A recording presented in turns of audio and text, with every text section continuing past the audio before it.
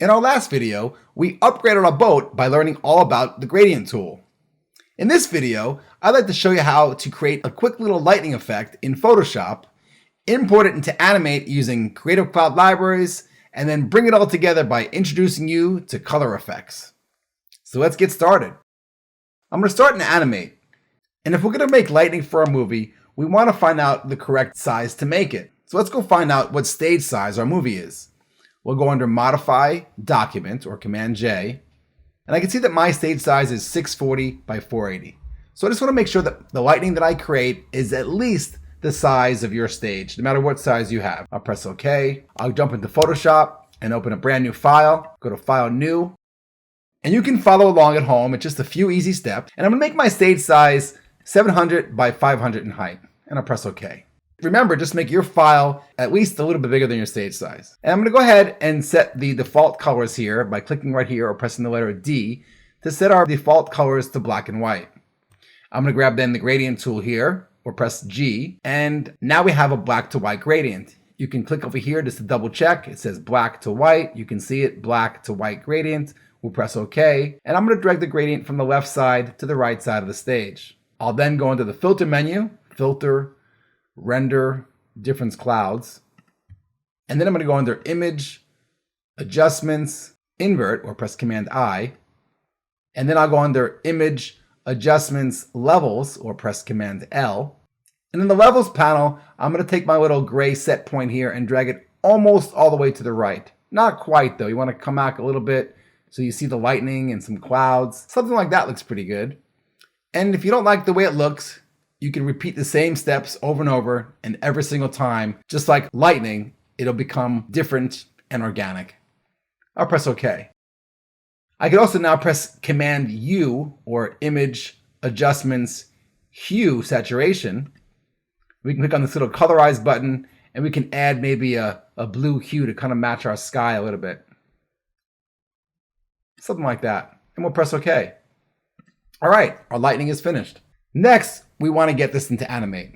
And I could go into the File menu and export and save for web and then save it to a certain file and then go into Animate and import it and navigate to my file and open up and blah! But who wants to do all that? There's a better and faster way using the Creative Cloud library.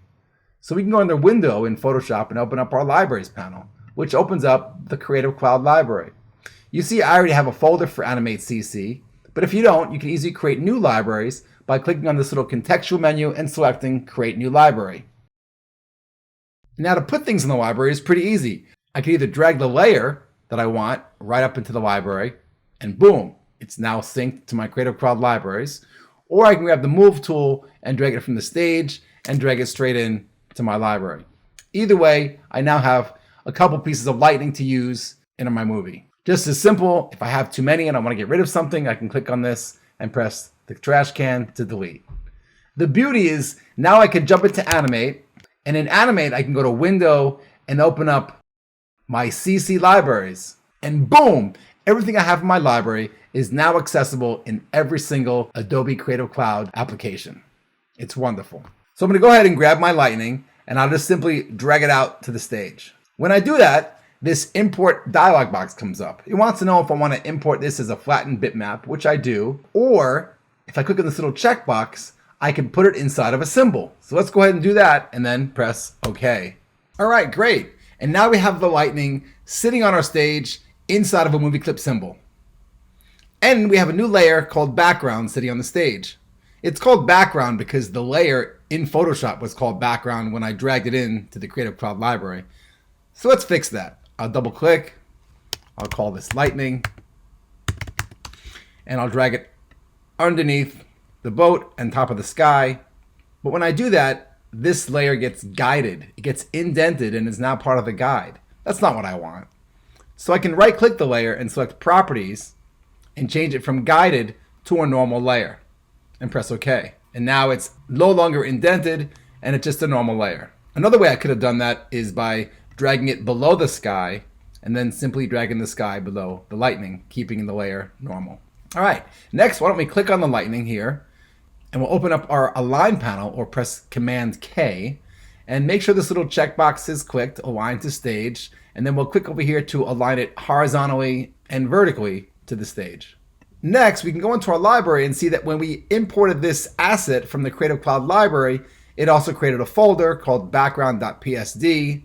And then here's the bitmap called background. And there's our new symbol called background, which again, I can change to lightning just so we know what's what. And now we're ready to create this lightning effect. So first I'm going to drag this keyframe here, this first one. I'm going to drag the lightning so it doesn't start until about 45 frames or 2 seconds. So I'll have a blank keyframe in frame 1. And as I go down the timeline at about frame 45-ish, boom, the lightning strikes. Okay, so now I'd like to add the flash. So the lightning strikes and then it's followed by a white flash. At about 3 frames down, I'm going to right click and insert a keyframe. I'll click on the instance on the stage, which then updates my properties and lets me see the color effects. And I'm going to click over here and change this tint to white at 100%. You see the tint effect, I can add a color and add a certain percentage. Although use these sparingly because a lot of these color effects don't really work with a canvas file. But we can get away with using white and the alpha transparency. All right, so now we have white. And we'll have the white sit there for also 2 frames. And then at the 3rd frame, again, I'll add another keyframe. This time, instead of right-clicking, I could just use this new keyframe icon and click, and boom, I have a keyframe. I'll click on the keyframe, and instead of clicking on the instance on the stage, I can also just now go to the object property here in the new properties panel. And here I'll change the tint back to none. That way we see our lightning again. So we have lightning, a white flash, and then lightning again. But I want this lightning to look a little bit more organic. And I don't want to create a new lightning and import a new bitmap, but why don't we take the one we have and maybe we can transform it. We can right click it on the stage, go to transform, and maybe flip it horizontally. And now the lightning looks different. All right, and then maybe the very next frame, I'll add another keyframe. So we're making the timing a little bit different. I'll insert a keyframe, and this one again, I'll go into the object panel, and I'll change the tint back to white. Alrighty, so now we have 2 frames of the lightning, 2 frames of the white flash, and then 1 frame of lightning and 1 frame of the white flash. And right here, I'll right click and insert a blank keyframe. So let's see what we have. I'll click on the play button and we can watch it play back. All right, not bad. Looks like lightning. Great. So why don't we add 1 more flash? Maybe this flash will be a little while. It'll flash twice and then it'll pause and then maybe right about here and insert a keyframe. And for this, we can select the keyframes we already have. We can grab the 2 frames here, the lightning, all the way to this white.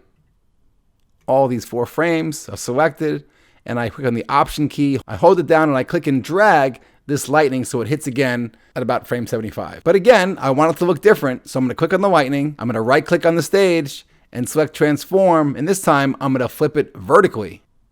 So now it looks or appears as if we have 3 different pieces of light. We have this first one, the second one hits there, it's different, and there's now the 3rd.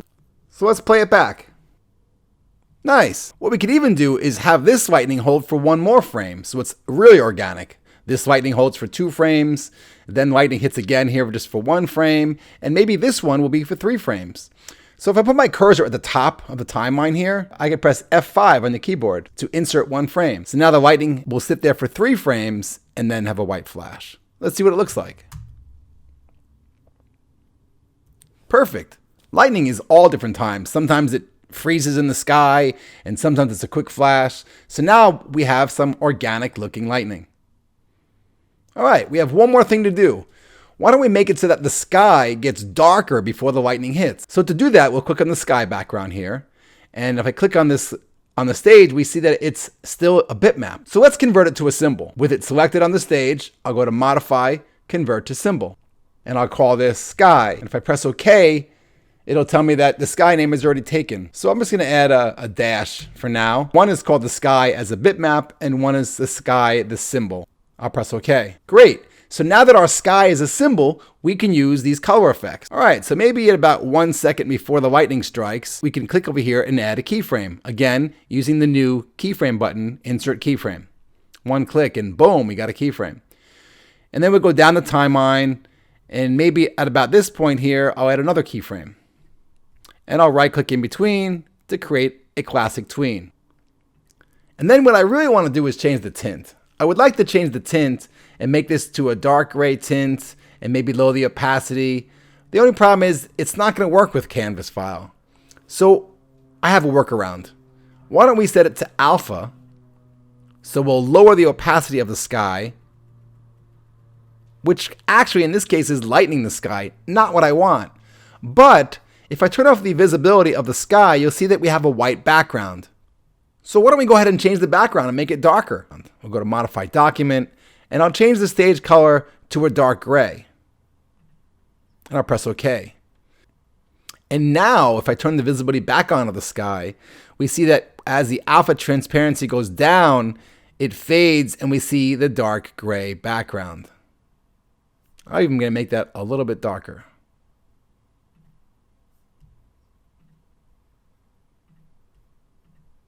Looks good. So now we have the sky. It fades to dark. Looks like the clouds are coming in. The lightning strikes. And then we'll repeat on the way back. So the lightning strikes. And then right about here, we'll make the sun come right back out. So with the sky layer selected, I'll add a keyframe. I'll go down the timeline here. I'll add another keyframe. I'll right click in between to add a classic tween. And I'll change the second keyframe under the object panel from alpha to none. So now it goes from a sunny day to a gloomy day.